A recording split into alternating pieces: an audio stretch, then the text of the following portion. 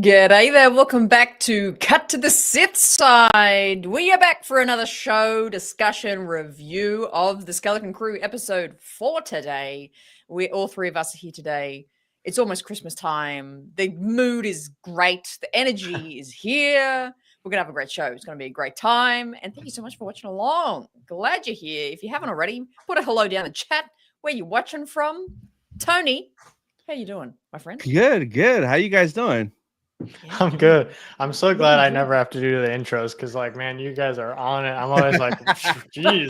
I would just like I'd be like, hey, what's up?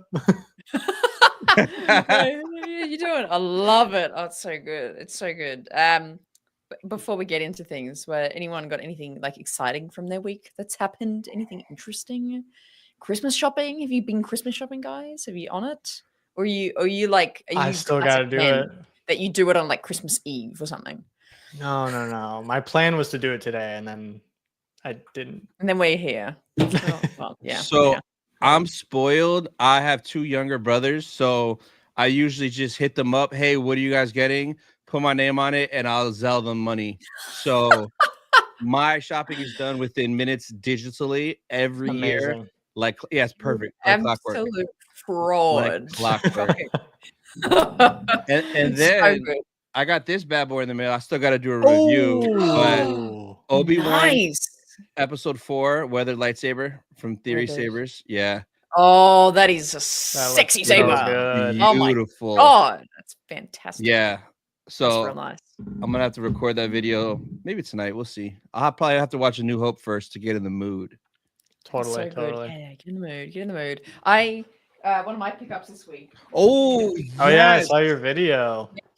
Yes, my very first helmet. Because Tony, every time we do a show and I see all your helmets, I get so jealous. And shout out, he's in the chat. Shout out Jesse, Commander Jesse, who is one of my fellow Australians. Hit me up 2 weeks ago, and he was like, "Hey, there's a crazy sale on right now on Sabine's helmet," and I'm like, "Oh my god, let me get it." And so this was $50 Australian, which is.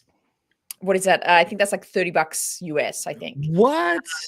Yeah. So, and this usually goes for like $230 Australian. Yeah. It was on 50. So that, I don't know, convert that. It's usually like what, 170 US down to like 30 US. It was insane. Wow. It was like 8% off. So my first helmet, and I love it. It looks great. It's really cool. Yeah. It looks great. They're addicting though. Good luck. Cause like it's going to fill up quick. I'm already just like every day I'm like checking sales, what's on, like what can I get, what's the deals, like I'm hooked. My next one I'm hoping to get is the Bo-Katan one because I'm a big fan of that night owl design. Ooh. Night owls? Yep. Cool? I got that. She's down there. Yeah, I know Bo-Katan so bad. So that's my news of the week, my little pickup of the week. Nice. That's super exciting. I feel like I've got like nothing. All right. You're just here. You're there. I'm just here.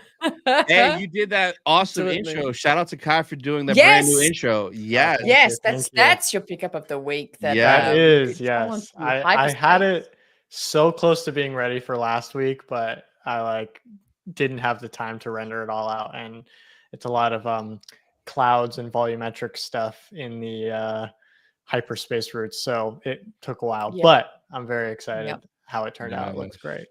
I love it. Yeah, I feel like we're actually in the sound too. That that like hyperspace sound is like perfect. Perfect.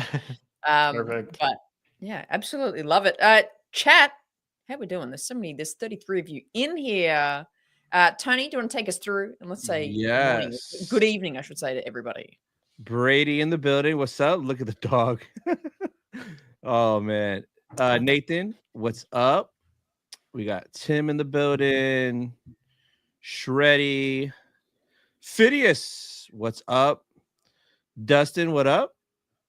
Victoria, Daisy. We got Jesse in the building. Revenge of the Bith, what up? Infinity is here. Somehow Infinity returns. Wicked, what's up, Wicked? Welcome to the stream. Chicken Texas. Let's go. I love saying that. Damn, why is this so moving? There we go. Bailey, what's up? Gory Comic, damn, some Gory nice shirts. sliding in. Yes. Shout out to you wearing the same one. Oh my god, twinsies. Yeah, that's why I ran away. Remember? Keep happening. Oh shoot. I just got a Star Wars shirt. Yeah, we're gonna hook you up, Kai. Jeez. Every single time I get on here, you guys are matching, and I'm just like here. Oh man. We got DB in the building. Cube dude, what's up? Does this thing say "Trust me, I'm a Jedi"? Nice. That's funny. Trust me, I'm a Jedi. Rose, what's up? Lewis, what up? Marek, what up? Oh, and then Gory said, Kai, he'll send you one. So we can be triplets. Triplets, baby. Yeah. What do you call it? We could be a thruple with all shirts. Yay! We could be a thruple, she says. Timothy, what up? Oh. And then Brick Creations. Let's begin the fun. Yes. Skeleton Crew. I just realized that's what we're talking about today. Yes. Episode 4. Oh boy. Episode 4. We're halfway through the show now. Yeah, halfway through. Yes. Halfway. Yeah. Yes. Interesting. How's everybody feeling? Let's start with you, Hannah. Like I'm so deeply neutral at this point. Really? I really can't say I dislike anything. There's nothing really I'm actively like, I don't like that, except for one thing, which I'll mention. But it's also not something that's like blowing my mind at the moment. I think I'm just I'm here for the ride. I'm enjoying it. There's some sweet moments in it. There's some fun moments in it. There's some great Easter eggs. And yeah, this episode was just such an interesting one to me. I think I liked definitely just a bit of the character development, the little bits of lore we were getting. It felt very, very season 1 of Mandalorian to me. It's like the fact that we were just like on this planet, had to find some other information, like come across this random group of like different clan people. Very Mando season 1, like 100% that, where it just feels quite different. But yeah, overall, like just love that all the Neil stuff is just awesome. He's becoming such a great fan favorite. I'm sure we'll break down like in detail all those moments. But yeah, overall, that's where I'm sitting. I'm just like, okay, this is happening. Okay. Interesting. What about you, Tony? So this episode was not my favorite out of the 4. I liked the beginning. I liked the end, but like the middle, I just felt like I was watching like the Fallout show or playing the Fallout video game. It reminded me of that. So it wasn't my favorite in that sense, but I liked like the little bit of lore stuff that we got at the beginning, like, oh, this is at Akron or whatever it's called. And then at the end, how those are all the planets, the coordinates, like that stuff is very interesting. Seeing who I want to know like who Smee's like captain was and how he knew about all the planets and like he went there and erased it. All that stuff is very cool. I wanted more of that and less of Fallout. But I mean, I'm enjoying the show. But yeah, this one wasn't my favorite. The third one was my favorite. I'm still having fun. I just really want to see where everything goes before I could like really judge if, oh, I love the show or like, yeah, it's okay. Because it depends if everything pays off and what's what. But I'm definitely like intrigued and I want to know like what's going on add in what the hell's going on. Yeah, I feel that. I feel like I'm in the camp of like kind of neutral. And I think it's because on one hand, we're like far enough away from big canon events and characters where I'm not like upset every single time an episode comes out because I'm like, oh, that character wouldn't do that or blah, yeah. blah, blah. But on the flip side of that, we're like so far away from stuff that it kind of feels like, okay, what are we doing here? Where are we going? But I will say that what I am loving is like the vibe and like kind of this new part of Star Wars that we're exploring. So I'm also like, if you look at what was happening, because Ahsoka is also an 8-episode series, if you look what was happening at the end of episode 4, we got like this tease for Anakin, and we got a real like pivoting point in the story where it was like all hope was lost, and here we go to the next part of the journey. And in this show, it's like we should be at that point. We should be at some point where it feels like all hope is lost, or some big turning point, because this is the midpoint of the story. And I'm hoping maybe like sometime in the next episode we get that, but currently it doesn't really feel like, it still feels like we're on the same trajectory, and the trajectory is, where are we going, you know? Yeah, the way it ended, I needed just a little bit more. Like, I was like, no, don't end there. I need like a little bit more to make me want next week even more. I felt like, because the first 3, I like how all of it ended, because I wanted more and I was satisfied. Like, I was full.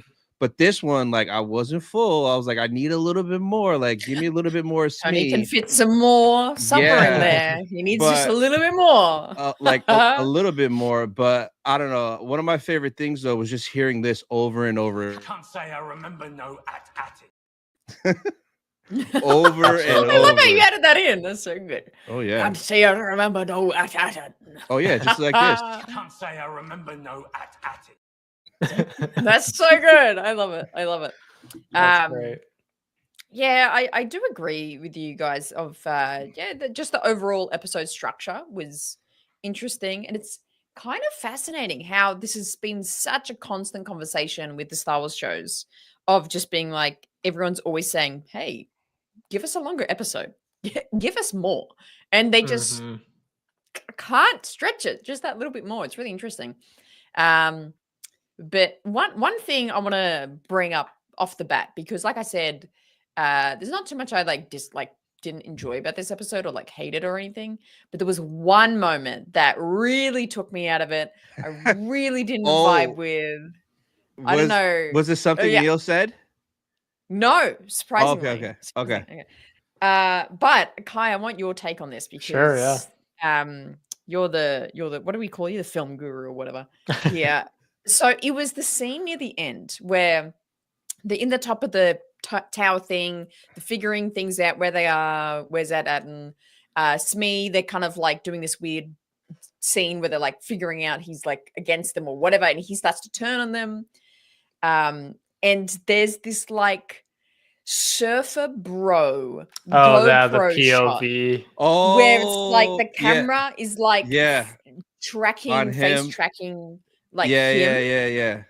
I did not like that whatsoever. Really? I was like, what in the surfer pro like self-filming shot is this?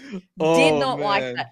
And that weird like, the same thing where it's like this kind of tracked over the shoulder. It wasn't like a normal over the shoulder shot, because it was did they attach it to the droid where it was just like, following him? Did not like that at all. I like that second. I'm like, oh, I'm not in Star Wars. I'm in someone's just filming this for fun. Yeah. So what do you think of that? Hannah, what's your take on that? This makes me really happy to see you be a hater for once. Are we gonna agree on something for once? I hated that too. It took me right out. Really? But here's the thing. This was directed by the Daniels, and they directed Everything Everywhere All at Once. And in that movie, that shot is very prevalent. They do that a lot. I thought when they're going through the different like portals and stuff, and when there's like cracks and splits in the screen and stuff. So they're very stylized directors. So I can get that. Okay. But I also agree. I think it was just really weird. Also, I feel like that moment was supposed to like make you really, really terrified of SM-33, but because it was so new, and because I don't know, I feel like that kind of shot, you see it a lot in like comedies or something. If somebody is like, and I get why they use it, it's when you're like very much out of it. I think there was a couple of comedy movies where like people are like heavily on drugs, and then they're just being tracked like this, and they're running around, and and you like see that like weird thing in their face. And I think that was kind of the vibe that they were going for, but I don't think it really worked for Star Wars and for this moment. For this moment, it took me out and made me feel like I was watching a comedy and not like a scary part of a show, you know? Because SM-33 was supposed to be terrifying at that moment. And if you like, we've seen him be terrifying in other episodes where he's like gone up to somebody and like fully extended, and like you see how tall and scary he is. And we just didn't get that vibe in the end of this episode. I think the end of the episode was kind of the most poorly directed part of the episode so far, which was unfortunate because it is kind of supposed to be a turning point and an area where SM-33 is, you know, trying to be terrifying, but it just didn't come off that way, to me at least. Absolutely. Like again, just with what that angle to me I connected with. I don't know if anyone else has this in their feeds of social media when they're doom scrolling, but I watch all these videos of like like motorbike riders, and they'll get into like some sort of like you know, the road rage or something, or you know, they like do this like dash cam like accident they get in or something, and they have, I think it's one of those like, it's either like GoPro or like one of those 360 cameras. And it's like either on their helmet or it's like on their bike, and it's like this fixed view of them moving. Like it just made me think of that, of all these like TikTok videos I watch of that. So that's why I was just like, this doesn't feel like a fit like film technique wise, but I get what you mean. But the Daniels, I don't really know their work, but I know they're big names, and that I assumed that. I was like, this has got to be something that is a part of their flair and style, that which I kind of appreciate that they can bring in and spin into Star Wars. But yeah, for me, I didn't love that. Yeah, kind of a different tangent, but on the same thing with like stylized filmmaking. In the first Jurassic World movie, it was directed by Colin Trevorrow, and his debut movie, or not debut movie, but like the movie that basically got him the job to direct Jurassic World, and then eventually got the job to do the 9th Star Wars, but then he got fired before that. So, but he does this thing in his movies where it's like they'll look directly at the camera and they'll say their line. So like in Jurassic World, it was Claire Deering. As soon as the elevator doors opened up, she goes, "Welcome to Jurassic World," and she like looks directly into the camera and says it. And it like, I hate when characters look directly into the camera and like break that fourth wall and like say, like, especially when it's supposed to be just like very interesting, like classic narrative film, because like Spielberg would never do that. So like, and that's just a thing that Trevorrow likes to do in his movies. So I get it when you're directing and you just kind of like put your own personal flair in it, but I am not like, I don't like that. So if there was a moment like that in Star Wars, if Colin Trevorrow had directed episode 9, I would have probably shot myself in the face. Damn. I just hate that. Love it. Well, should we talk about what we enjoyed about this episode? Because again, for me, Neil, like for a good chunks of the show, Neil is just so innocent, so pure. Like I was like, oh, so many times, because he's just such a like honest person. Like his genuine fear. Then when he got food, he gave it to the kids. And you could tell he kind of had a crush on the girl. The Neil Riz came out. He got the little kiss. I was like, oh my God, look at his trunk. He stole the show, like for sure. This episode, he is a Riz Lord, as Shreddy said. Riz Lord, absolutely. Yeah, I found Neil's character kind of development within this episode felt to me very Clone Wars, something we would see in Clone Wars of either Ahsoka or just sometimes some of these other characters that we meet along the way, like Chuchi, or you know, even some early Barriss stuff, or I'm trying to think of like some other characters that we meet along the way that are like these young characters that try and teach us this larger message of, you know, being a good person, which really is what, you know, Star Wars comes back to. So I think that's why it's such a feel-good thing when we see characters like that really challenge something about the storyline challenged this war-torn planet, and we see Neil's contrast to that as a character. I think that really always takes me back to like the roots of Star Wars. So I love those moments. Yeah, when he like goes and gives those kids that food, I was like, oh my god, why is he so adorable? That's fantastic.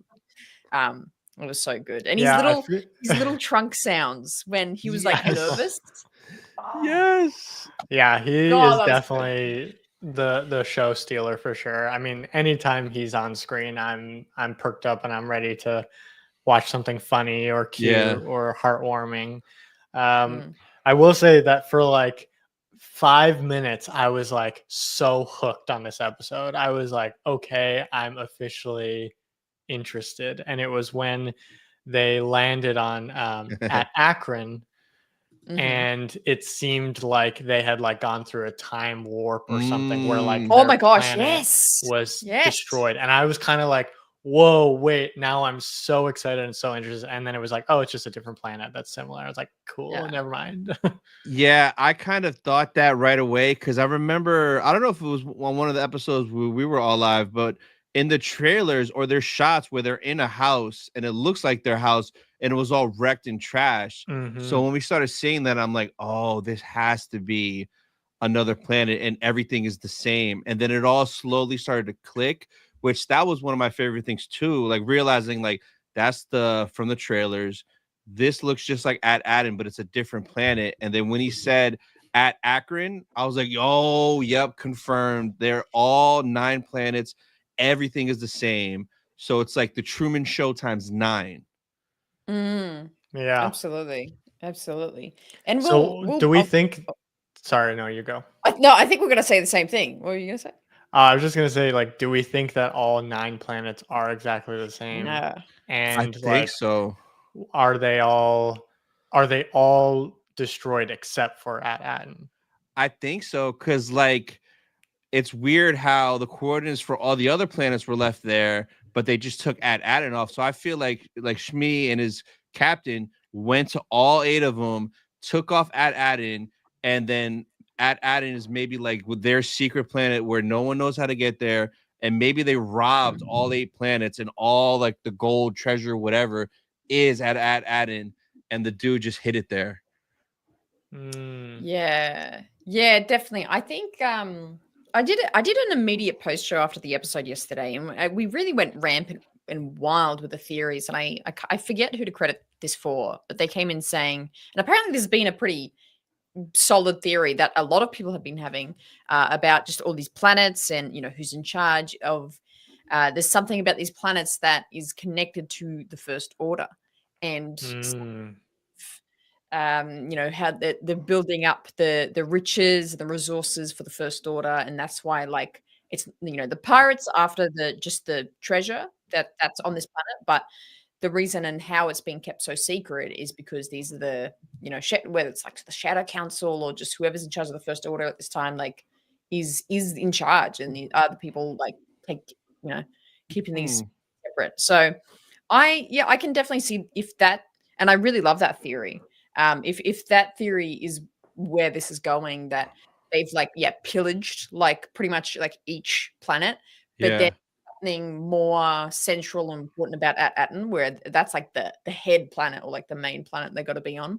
And there's something that, like, we'll get into the supervisor stuff because I think there's a lot of detail in like the supervisor and who was the captain of the ship of the Onyx Cinder, and like what he was talking about how he had to kill like all the crewmates that would see the directions to or the coordinates. Like that was fascinating. Like I think there's just so much, and this is where this show that I think really exceeds and really does well is like on the surface we're getting it's a kid's Star Wars show, to be boiled down simply, but I think there's so much interest in what these planets could be and how they're telling it.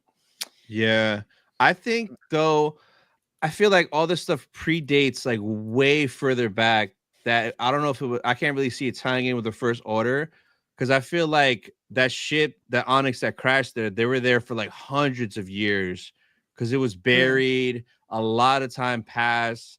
But yeah, I'm dying to see what happened. I hope we get a flashback of like that fight on the Onyx, of them killing each other, it crashing and then it just being Mm. buried there. And at first I was like, man, it would be so cool if Hondo was his captain, but it wouldn't make sense because I feel like that this has been around for hundreds of years and Hondo's not that old. That's true. Do we think the captain that crashed with Smee, with the ship on At-Aten, is dead? Was he one of the skeletons on the ship? Do we think he's dead? Or did he scamper out and he's some sort of humanoid and he lives to 500 and he's still alive? Interesting. I don't know. Is he the supervisor? Is he the supervisor that no one can talk to or like talk about or see on At-Aten? But I feel like the supervisor is some kind of connection to the Old Republic. Yeah, I think it was set up before all that, and maybe somehow this pirate gang found it and just killed them all and just took all their stuff. Is it Wim's mum? Ooh, interesting. That's why Wim's dad is really shady and hidden about a lot of things. Because I think there's two theories and there's two possibilities that Wim's mum is alive and is the supervisor, or at least works for the keeping this At-Aten secret and hidden. Or the other way is that she's, and so I think someone else in my chat yesterday brought this up again. I can't credit myself with this concept, but Wim's mum is alive and she's actually outside of the barrier. And Wim and all that are actually going to run into her and meet her. Oh, that'd be crazy. And then they all go back to At-Aten together and try and take it down.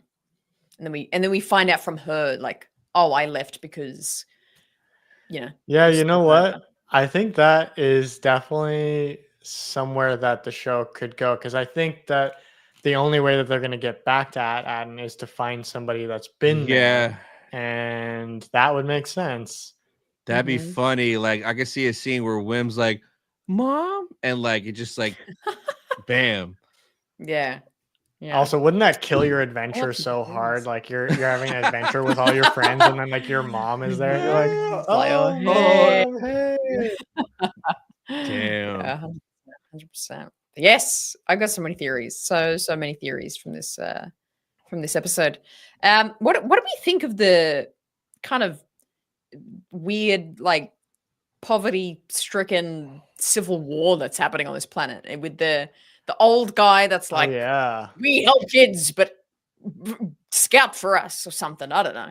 Yeah, I mean, basically justifying having child labor and children used in their warfare by saying like, we see how valuable children are, so we treat them like adults. Yeah, that was that took me out too, when they were like, okay, after like the zero amount of training that they did, they were like, okay, now we're gonna take you out into a war.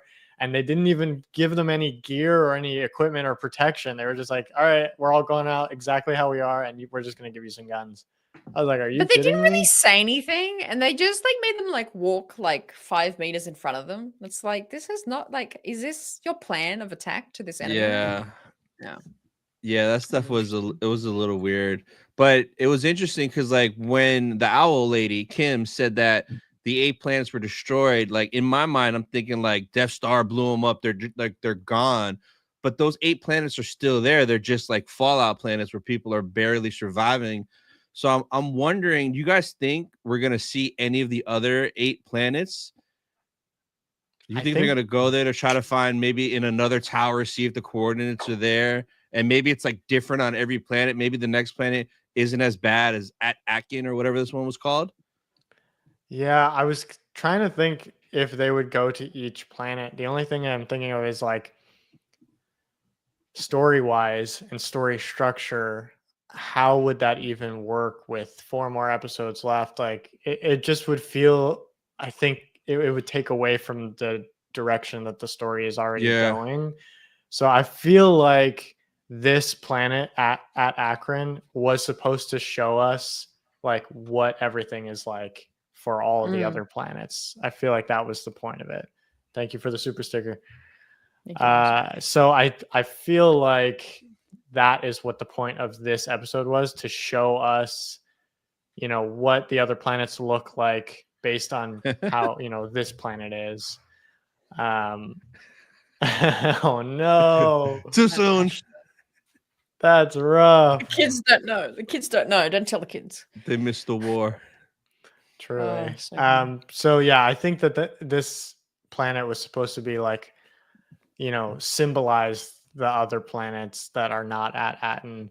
And I don't know where we're gonna go next, honestly. I think I wish that this episode had given us a little bit something more to go off of. Yep. For where we're going. I feel next episode maybe we'll go back to Aten and we'll see what's going on, because was it the last episode, the beginning? They were like, we want to speak with the supervisor.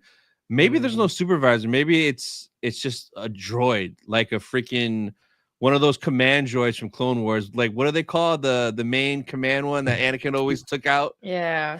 Oh yeah. Maybe it's one of those. But no, if this predates that, I don't know. Called? I don't know what it would be. I gotta look this up. Or next episode starts and KB's trying to reprogram Smee to get the information, because clearly he has it in his mind. Tactical droids. Tactical droid, Nice, yeah. tactical Tactical droids. command droid, right? Yeah, that's it. What if, okay, here's another theory. I love just spewing theories to you guys. What if Smee, SM33, is the captain? He's the real captain. But he's just referring to himself in the third person? Yep. He's like almost like being programmed to cover or something. But who programmed him to be the captain? Well, Tony, sometimes I just have theories and I don't think them through, and you're not meant to point that out. So, I mean, it's something an more interesting than idea. It's an interesting idea that maybe we had a droid captain who reprogrammed himself, and can't get past his own programming. What if he just forgot? What if he forgot he was the captain? Oh, because his memory is kind of he's kind of janky. Yeah. Yeah, the supervisor thing is so interesting. Maybe Babu Frick will fix SM33. Yes. No, not fix it. We captain now. Oh, I love that. I think, yeah, I mean, it's interesting. The show is definitely interesting, but I'm still not fully on board with like what we're doing. I think this probably could have been more like a 6-episode show. 6 episodes, 1 hour long each. Yes. Don't remember nothing about no at-atten. Can't say I remember no at-atting. It's so good. There's great quotes out of this show so far. Yeah, I reckon this could have definitely fit a 6-episode situation. What was I supposed to bring up? Holy smoke! Because I'm already thinking about like a cut. If I had edited this, I probably would have tried to find a way around this episode. Like, obviously, we don't know what happens in the later episodes. This episode might become much more important than we're thinking, but currently, it didn't really do much for the story other than other than SM33 saying that he was the one that destroyed the coordinates or whatever. Yeah. Which I guess means that he has the coordinates at like somewhere stored in his memory, probably. Yeah. So, but if they do end up finding somebody who has been to Aten, then I feel like this was kind of a moot point episode. Did you guys catch this when Wim was like, "Oh, is it like the Tales of the Knights of the?" And they cut him off. Like, was Wim about to say Knights of the Old Republic? Ooh, that's a good point. Don't know. Probably. Because after that happened, I'm like, "What do you mean, Knights of what? Finish, Wim. Finish your sentence. What are you saying?" So crazy. Yeah, I think I'm really subscribed to the idea that we're going to see Wim's mum in some capacity now. Like, I'm probably setting myself up for disappointment, but I do really think that that would be such a great story point for this show. And I think Wim, I mean, I guess all the kids are, it is pretty balanced of the main characters they are, but Wim was really poised as the main kid to like focus on throughout this series. So I think that would be such a great story point for him to go through. Just skipping back to talking about Neil as well. I've said it like every week of this show, but I want to point out again is that, again, I'm really satisfied by the mixing of real prosthetic and CGI of Neil. Like, I think they've done it very smoothly. Like, I think there's a few times where I'm like, oh yeah, that's moving a bit more CGI, but then there's still a lot of like physical Neil there. I really love that. I think they've done just so well with the portrayal of his character. No, 100%. Yeah. I love seeing his little ears wiggle, his nose. Yeah. No, for sure. That's done super well. Yeah, I think I just saw like a behind the scenes video of them like making Neil's head, but then also making it in 3D and kind of how it's great. And I love when the filmmakers decide that they're going to mix practical and CGI, because I think if you have the budget, which Disney and Star Wars, they have the budget, I think you should try as much as you can to get everything practically, and then only use CGI when, you know, it makes the most sense because of budget constraints, you know. But I think always trying to get it on set and in camera is great, not only for us at home who can like feel the difference, but also like on set, the actors, I think, give a much better performance when they get to actually look at something, you know, when they get to feel the costumes and they get to see the aliens in front of them. I think it's just like, it's better for the immersive storytelling that the performers give too. Did you notice on Atkin that they had the same alien species as Atin? Like there was the hammerhead, there was a Rhodian. So it's like they have the same races on all the planets. Just those very select few 2 or 3 alien species besides like the humans. I didn't see a Neil though. I didn't watch it a second time. I want to look in the background and see if there's like a beat up looking Neil species on there. But there were those 2, and it was kind of like similar to Atin. So did they? I'm forgetting. Did they say like what put this planet in such disarray, or is it still a mystery? I don't think they said. I think she just said we've always been at war. For our EOP and for ammo and for this and that. I wonder if shout out the EOPs. I know that's like coming through and like being but they were like really, really big commodity ones, right? They had like horns. I haven't seen they were like more like antelopes. Yeah. Very interesting. That must be like a EOPs. different species type or something, you know. Or like the difference between like a zebra and a horse, you know, they look similar, but maybe they're different. But I'm just wondering if maybe a zebra. Oh, forget I talk to Americans and use some random shit like that. Zebra. Oh, sorry. Do you guys say zebra or something? Yeah, we say zebra. What? What's a zebra? A zebra. Yeah. Garazebra Zebra Aurelius? What are you talking about, zebra? Garazebra. Oh, you know what? We should actually call him that though. That like technically is red. Garazebra. No, Rossi. No, zebra. I'm wondering if maybe the planet fell like by its own, like either by their like own system, whether it has to do with like money or if it was like raided by pirates or something, and those you know, outside of the planet isn't as impenetrable as they think, you know. Yeah. Did you notice that? Didn't that tank look like a Clone Wars separatist tank? Yes, I think it was. I saw that. I'm like, how would that be there? 100%. 100%. I'm trying to think what other little pieces of information was in this episode. Also, how do you guys think that the planets all got destroyed? Like, was it outside raiders or was it like the money system collapsed inside, and like people found out what the great work is, and whether it's a lie or something, and maybe they all like that's why there's some civil war going on. It's got to be something big, because it can't be Smee and a bunch of pirates destroyed whole planets. There's no way. So I have no idea how that happened. Maybe it's something crazy. I don't know. People have been theorizing like Abeloth stuff, because that poster in Kim's thing that shows like a circle, it looks like there's like tentacle arms circling in the middle. And I guess Abeloth kind of has like those tentacle arms. So people have been having Abeloth theories that what if they're subtly trying to like hint at Abeloth for Ahsoka season 2, which is wild.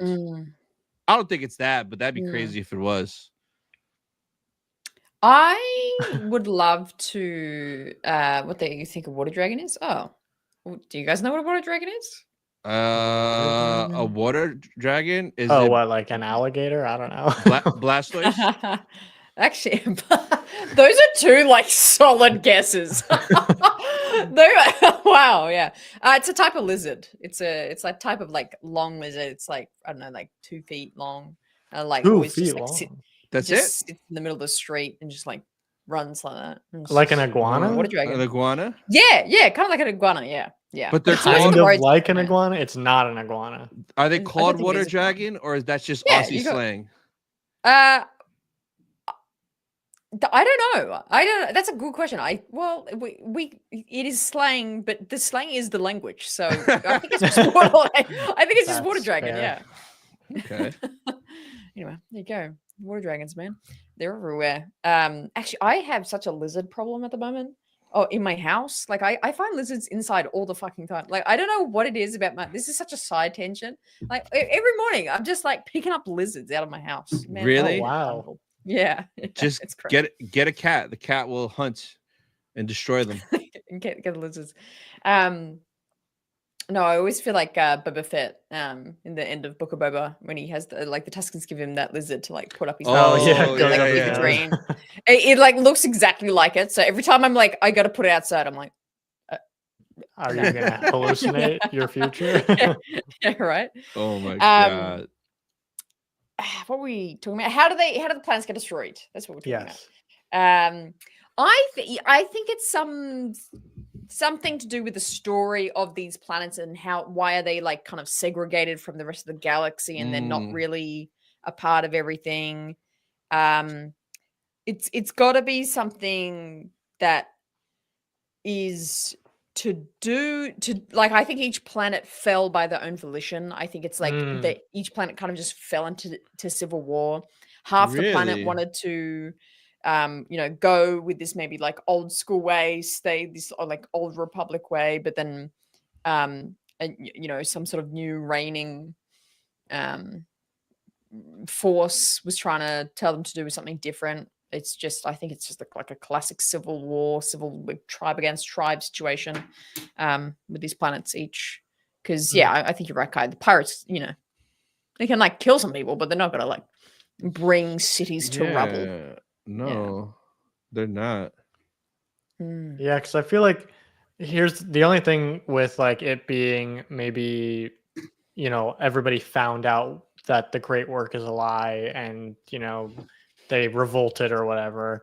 The only problem I see with that is that wouldn't like word get out that these systems like have their problems or there is the whole system. I think everything's controlled. It's all controlled. Even the ones that are kind of fallen are still being controlled. Yeah, I reckon. Do you guys think these planets are near each other, or do you think they're like at like really far away from each other? Oh, I kind of considered them all near each other, but that's an interesting point that maybe they are spread out throughout the whole galaxy. They just like work together. They wouldn't have that like tapestry of like the map of like them all in a circle if they're just like super far apart though. I think they're not like, you couldn't probably maybe visually see them next to each other, but they're all in like the same, like how long's a parsec? Maybe. How large is that? I don't know. I think they're in the same parsec, like you would just area kind of thing, but they're not super close. Well, maybe that would explain why they found them. Because if there's 9 planets all by each other, you can't really, miss them, hide them. Yeah, that's what I was thinking. I was like, they actually might have to be far away from each other, because if you find one, you find them all. Yeah, I don't know. Yeah. I wish this was a freaking movie. I just want it all at once. Yeah. Like, come on, this week to week stuff. Everything needs to be a Kai cut. Oh, this is interesting. I think all the planets were experiments done by the supervisor, and when they didn't work, they carpet bombed them out, and the Atom was the only one that worked. That's an interesting theory. I think that could be it. Like, maybe it's like a simulation that they're running through about like how to make things work, and Atom is the only one that they figured out the system could work. That's it. Boom, confirmed. That makes sense. That makes sense. Yeah. That's what I was saying. I was saying they're like they're in the same, but they're still super far away. Like you couldn't see them together. But I like that. I like that experiment theory.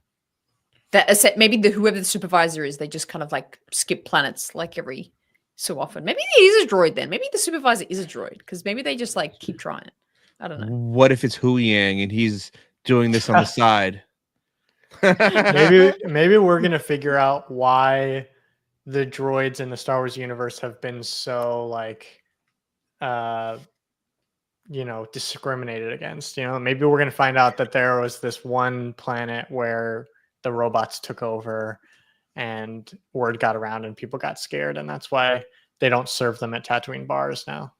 I mean, and think about Atten, like from what we saw, like apart from who's it, Fern's mum, who has some sort of working role, all the kind of people in power are droids. The security, the kids, people that could get kids in trouble. The teacher was like a droid. Everybody, the bus driver, everyone. The bus driver, everyone could be a droid. Even the weird droids hanging out in the woods, catching the kids. Like, you're not allowed here. Why are you in the woods, droid? That's so weird. What are you hiding? That's true. That's true. How did that droid just like know we was just hanging there? out? Being like, hanging out in the woods. Don't be down in that ditch. And it's like, why are you just hanging out here? Yeah. Oh, maybe it's that little guy from Clone Wars that was in the droid. Remember that episode? Not me, Bogak Scott. Yeah, maybe it's one of his people. B Squad, roll out. That guy, yeah. Maybe Gascon. Yeah, please let's make it be him. So many theories. So good. Actually, that would be cool if the droid was the same make and model as Hu Yang. I like that idea. Ooh. That model's been around for 25,000 years. They might think that it's Hu Yang. I mean, it's not like these kids or anybody in this world knows who Hu Yang is, so they wouldn't necessarily. That would mostly just be for us, but that could be interesting. I like that all the droids are like R2D2, C-3PO, and then there's Huang. Yeah, like, he's just got a whole last name. Got a like name, what? Yeah. What?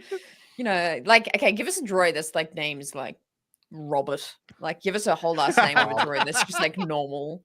Please, like no numbers. Yeah, that's true. That's I think the only one. This is the droid supervisor. I wonder how they came up with that name. Yeah, Huang.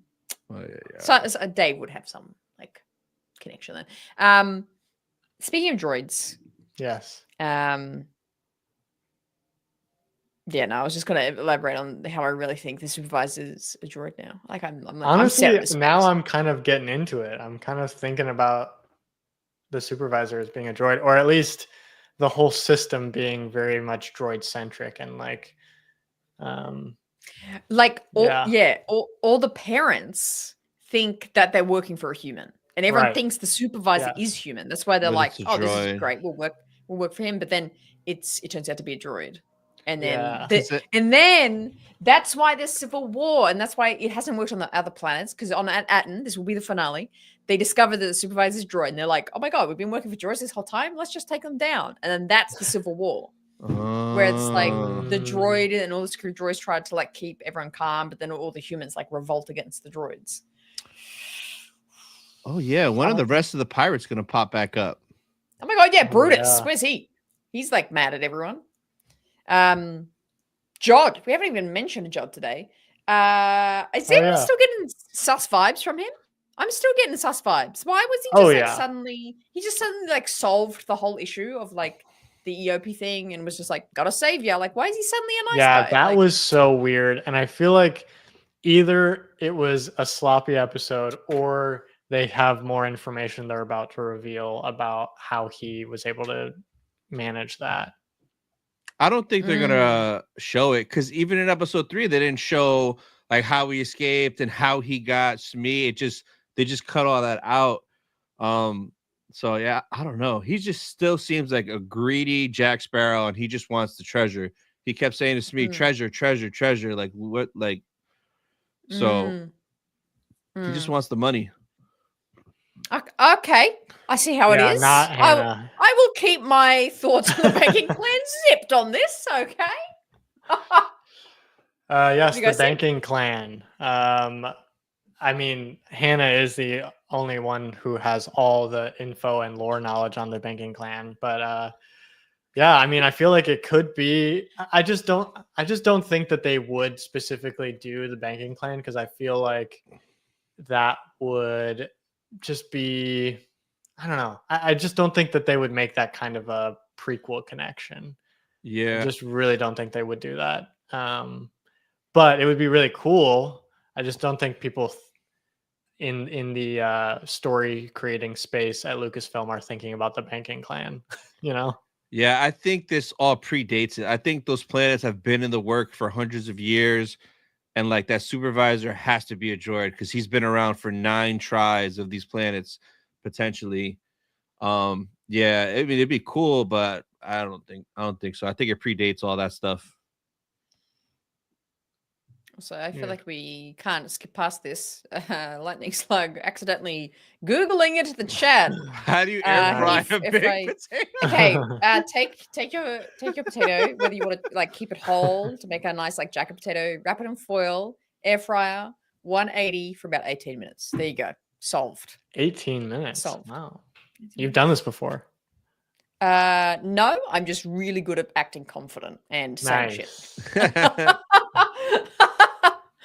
I do have an air fryer though. I do air fryer. I that was my next purchase, but then I had to pay rent, so didn't get an air fryer. Okay, so it's just cold food for Yep. you now. Yeah, just eating just cold a good old microwave every day. Yeah.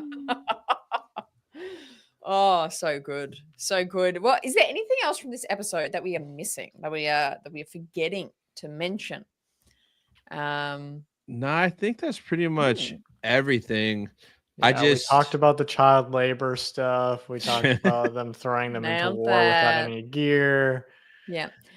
One thing I do want to point out about this episode, because I know I personally I don't look into like these sort of details too much, but I know a lot of people kind of like make criticism of this of like previous shows. But this is again really bizarre detail, but I feel like they're doing a very good realistic portrayal of the kids when they get in like behind weapons. Like the fact that Wim tried to use that blaster and he got like the kick back, reel back, or whatever. The kick back and he got like launched back, where I feel like if they just like picked it up and like shot it perfectly, everyone would be like, that's not possible. So I feel like this show's doing like a very realistic job of like they're very like want to learn and everything, but they're still kids and they don't know how to like perfectly shoot a blaster.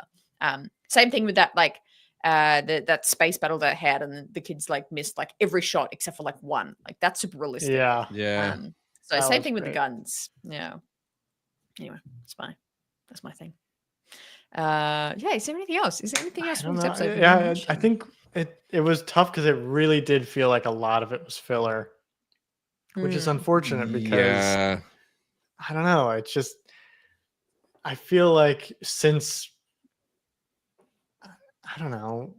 Obi-Wan, they should be very clear with what story they're telling and not creating any filler episodes. And somehow the filler episode returned, I just don't get it. Well, this opens up a can of worms that I don't know if we should have. I think we because... should. Eat the worms, Hannah. Eat the worms. Air fried for 18 minutes. Worms. Oh, yum. Filler episodes. I have a staunchly critical opinion of people who claim things are filler, and I don't believe in filler. That's I'm like a flat earther, but for filler episodes of TV shows. I'm like, they don't exist. No. So what did you think of all the stuff that I cut out of Kenobi? I think you're a butcher, Kai. I think you're a butcher. I think you just he cut the filler. I call that trimming the fat. I would call that filler and fat. We're just using two different F words. Okay. Well, fat has. She's getting up. It's just like trimming fat. Fat is still nutritional. It's still nutritional. Sure. You might just not like it. You might not like your lamb chops with that like thick strip of fat on it. You might want to cut that off. You're correct. I don't. Yeah, see? You want to just have the meat. Or sometimes people really love it and they're like, that's the juicy part that has all the flavor. So they eat it. So it's the same thing with these stories. Like I have this opinion, every single last ever episode of the Clone Wars would be technically filler. Because if filler is just, it's a story that is just like taking up time. All stories are taking up time. It's just whether you engage with it or not. Like you could call anything ever that's ever been created filler.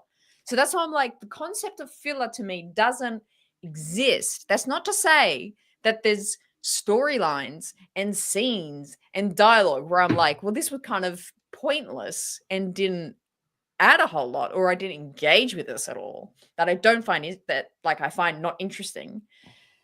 But I hate just writing off an episode like, filler episode. I hate that. It's like my pet peeve.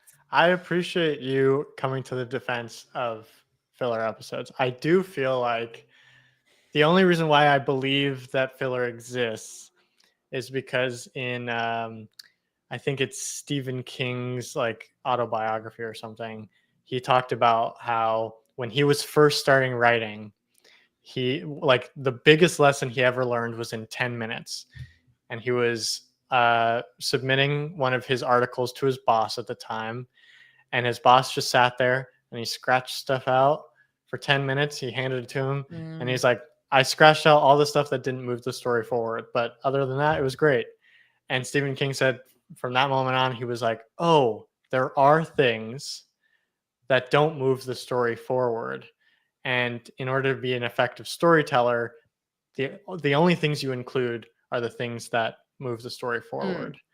And so that's what I consider to be filler, is anything that doesn't really move the story forward. And like this episode, I feel like it had some good characterization moments. And there was like another task for them to do, but it didn't necessarily move us in the direction that the story is going. That's my opinion on that. I do think, and I think also with me being a guy who cuts shows down into movies, cuts filler, I've seen a lot of stuff that don't just back him up, Tony. But I think in the same vein, I understand what you're saying, where like if it gives you any information about a character or any information that, you know, makes the world feel more lively or whatever, then, you know, it's okay to be part of the story. And I get that. I just don't necessarily agree wholeheartedly. Okay. Well, okay. The way I like analyze is this something that really, like, aside from like, did I enjoy it or not, is the way I analyze a piece of content that we gotten is that if I watched the previous episode, skipped this, and got to the next episode, would I be questioning, oh, but why is this guy got that now? Or what, is he nice now? Oh, we do trust him now. Like, where are the questions, and are there just too many questions to really connect? And I feel like there would. Like, I do agree this episode it felt more stagnant, especially in contrast to the past 3 episodes, because it was like we're on the planet, now we're outside, now we're in the pirate thing, but now we're on this thing. Like it was very like kinetic the past 3 episodes, and then this episode we were kind of just sticking around the same thing. But I think it showed so much about certain characters, and we had to learn the more of the lore of like why Atten is the way it is, and like it's a part of all these other things, like all that information. We would be confused if we just jumped to next episode and we'd be like, well, hang on, how do they know that now? Why is Neil just saying that now? What has this got to do with anything? Yeah, that's my... I think, okay, here's the thing about filler, because, you know, Avatar The Last Airbender is, I think, one of the best animated TV shows ever. Honestly, just one of the best shows. Doesn't have to qualify with the animation, but and Dave Filoni was also involved in that. But there were a few episodes in that long show where it was like, oh, all of the characters hang out at the beach together, and like technically you can say that that's filler, and I loved that episode. But I think also what I'm having a problem with is I'm totally fine with like episodes being more character involved and like not moving the plot forward necessarily. I'm okay with that if there's runtime for it. You know what I mean? Where like if you have a show like Avatar The Last Airbender where you have like 20 episodes and each one is like, 15 to 30 minutes or whatever, you have a lot of time, and there is some good times where you could like break that energy and like really just focus on the characters and, not have to do with the big plot. But when you only have 8 episodes, I feel like you just don't have time to, mess around with a filler type of episode. You know what I mean? And also I think it depends on like the type of show too. If it was more serialized, like the beginning of Mandalorian, I think having filler episodes isn't that bad, because each episode stands alone on its own and isn't really necessarily connected to a bigger story. But this is a story that's connected to a bigger story, and each episode doesn't stand alone. You have to watch them in successive order, otherwise they don't make sense. So that's, I think, when I have a problem with like filler parts of the story. So that's my opinion on that. Yeah, you're probably right. No. I'm not saying it to like, I totally understand what like your perspective on that. Also, there's somebody here I can't pull up because I'm not signed in, but out of curiosity, what does Kai think about the long dialogue parts of Tarantino films? Dialogue does nothing for the story, but informs you of the characters. Would that still be filler? I think that's more of like a style thing.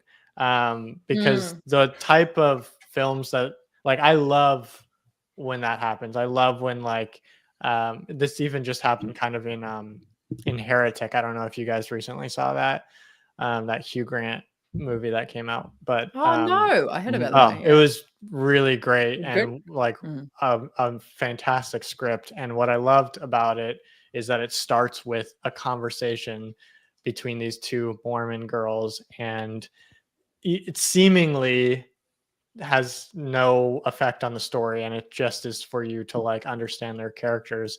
And I think that is great. But I think specifically when I think of filler, I'm not thinking about like, like long scenes of dialogue where characters are talking to each other and relating. It's like when you kind of get sidetracked from your actual goal of the story, and specifically in like episodic format.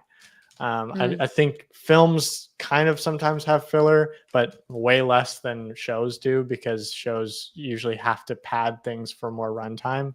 And so that's why I think specifically in TV that happens a lot. But that's just the Patterson cut guy. I think that's what's so fun about and I think something to always like go into discussions with, because as much as I kind of sit here and be like, oh no, this is my opinion of like how this TV works. Like, I have nothing to back up my point of view of like this is good film or not, because everything comes from your context and like your milieu of like when you learn about specific storytelling and what you enjoy and don't enjoy. So yeah, I that's why I'm like, I kind of trust you of that take of like, I think it's more obvious to pick out the F word, the filler word, in an eight episode show. That's a good point, because yeah, you're the guy. That's why we got you in here. That's good. I like that. I like that. No, but it's good. It's good. It's good to know though, as a storyteller, that there are parts of the fandom that really do resonate with, you know, the fat parts of the story, because I do know that there are a lot of people who like don't appreciate my edits because they really want every single part of Star Wars and they want to know everything that happens. And if they ever found, you know, if just my cuts came out and people found out that there were shows that had hours more content, they would be like, give us all of it, give us all of it. But I would have to say, if you've ever looked at like some of the deleted scenes of the prequel trilogy and stuff, I think that's also where you can find some of the like filler stuff that like it was, you know, it even I'm thinking of like Attack of the Clones. They had some stuff where I think Padme's Anakin goes to Padme's Yeah. parents house and stuff.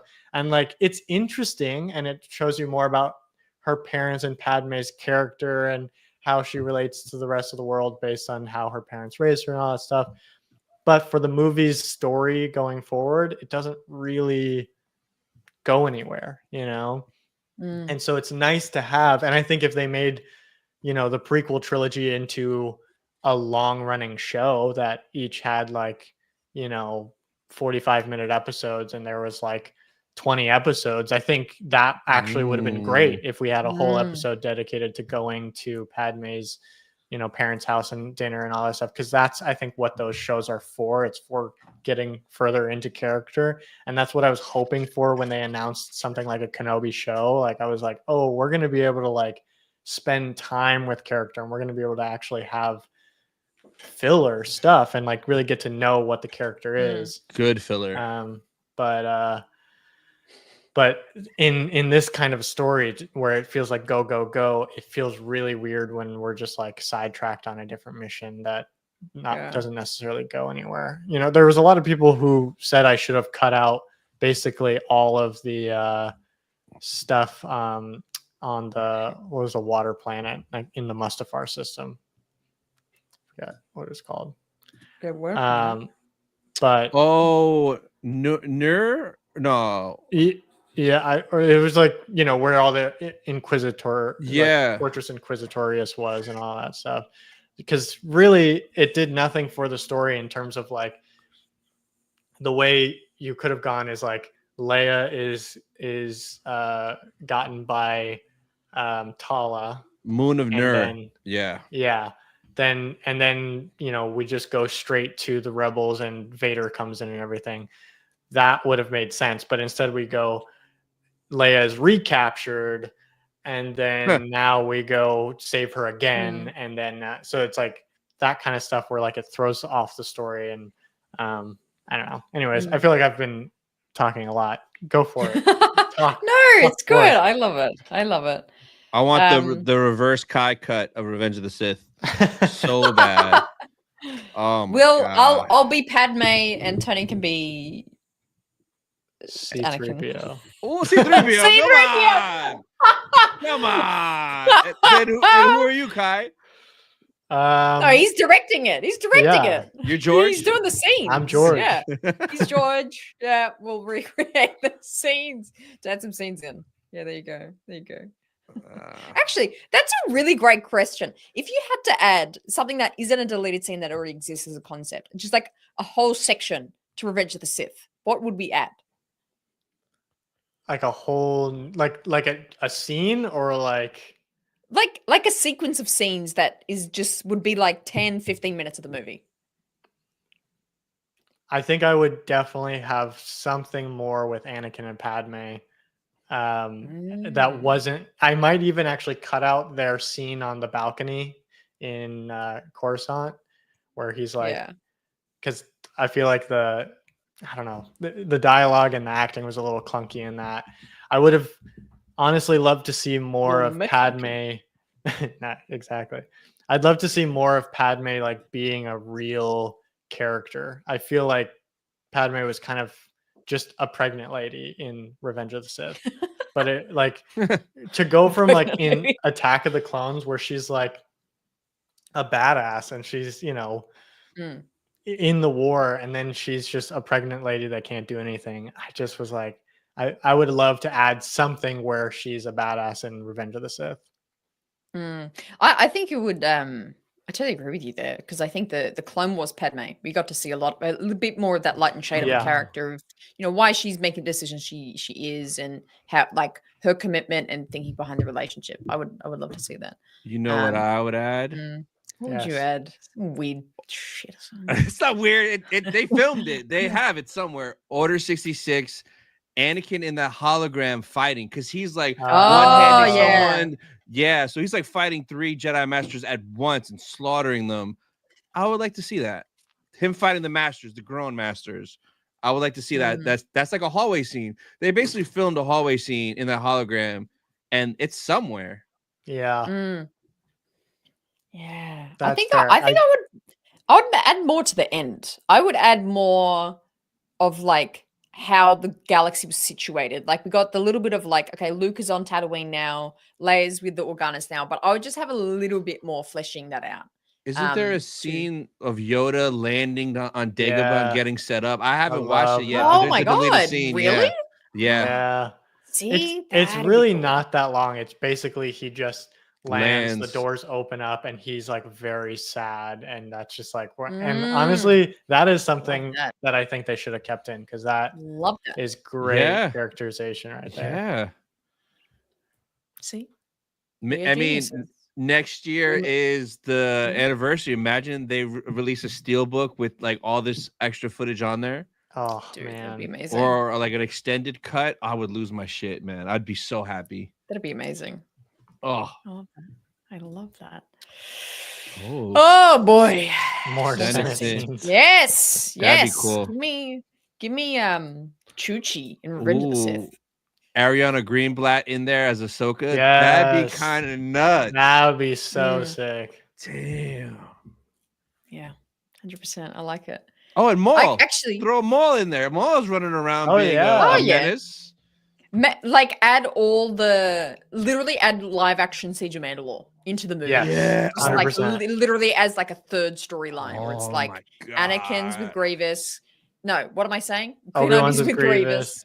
Yeah, Anakin's like facing the whole Palpatine stuff, and then we get Siege of Mandalore. Literally just three-tier storyline. 4-hour movie, boom. That's all we want. Come on. Yeah. Truly. Dude, they could make an insane amount of money if they were just like, we're going to redo the Siege of Mandalore in live action so that we can make like a huge cut of Revenge of the Sith with it all. And put it back in theaters? So yeah, and put it back in theaters. Are you kidding me? Dude, people would go nuts. Oh. Yeah. They need somebody that should there. Be a movie. Siege of Mandalore movie. That just live action movie. Siege of Mandalore. Yeah, and then later I can cut it into Revenge. That would be. Oh man, I don't know why there isn't somebody there that's crazy that thinks like that. Like, what if we did this? Everybody would be happy. No, come on. That would be beautiful. I mean, they're already basically making like a total retread of How to Train Your Dragon in live action. So why not? That's so true. They're really into those like animated to live actions. They should really do that to Star Wars. I really think they should do. Oh my god!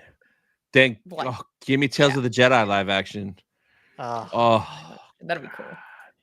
Oh my god! Have Liam Neeson's son play young Qui-Gon training with Dooku. Oh, see, okay, so either I want a Siege of Mandalore live action, or I want them to remake Revenge of the Sith in Clone Wars style animation. Ooh. Either one I would take, because I just want like one seamless story with all of it.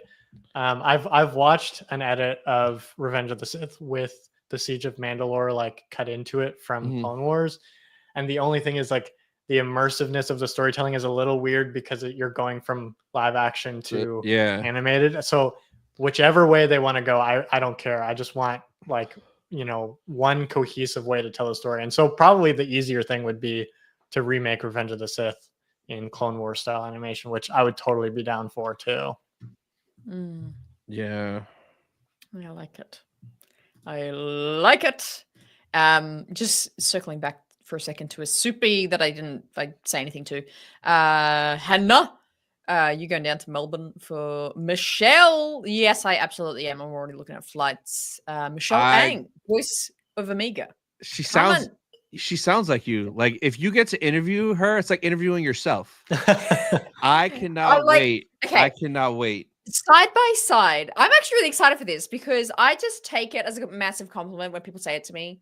But side by side, I hope we do an interview so everyone can hear how completely different our accents are. Because we sound so different. New Zealander and Aussie, so different. The same. Side by side, you will one be voice. shocked. You will be shocked. Rossi coming in with the one gifted Rayside membership. Thank you so much, Rossi. Appreciate you. But yes, Michelle Lang. When is that?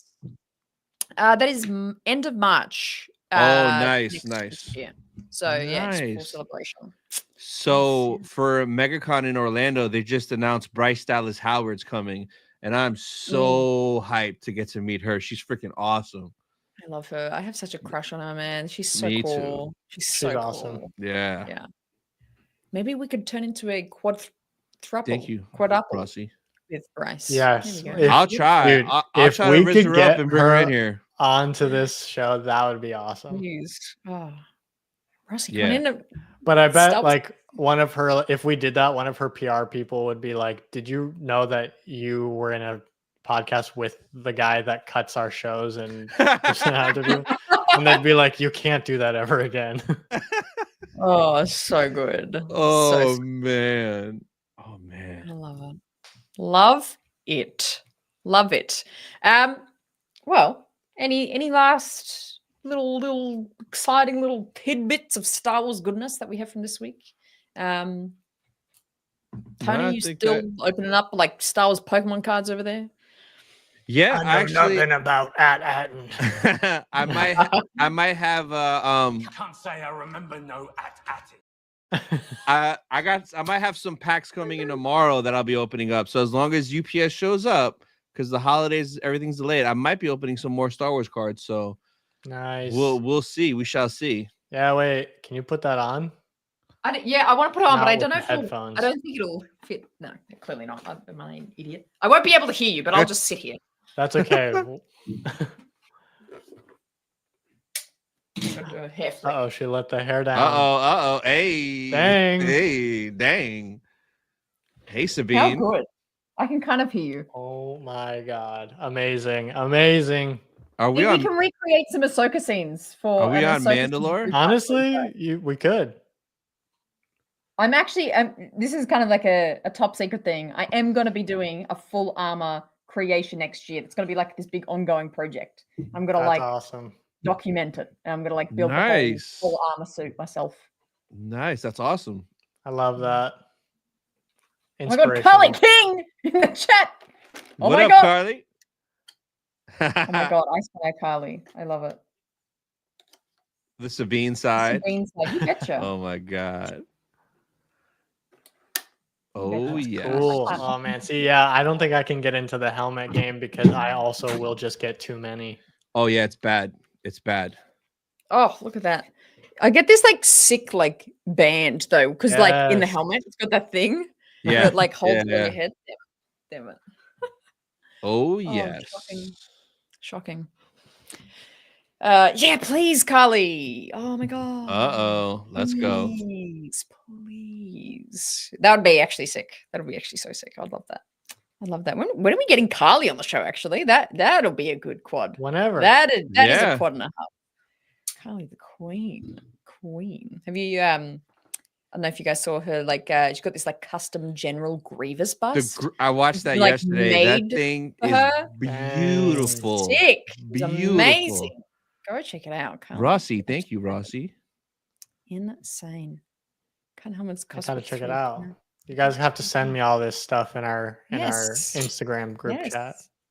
Our cute little DMs that I am super late with sending all the links to every day. Oh my god. Hey, we make it happen. Oh, this would flashback. be. Oh my god. Palpatine killing Plagueis. That would be pretty sick. Like when he's in the theater when he's asked him, "Do you ever hear the tragedy of Darth Plagueis the Wise?" And then like,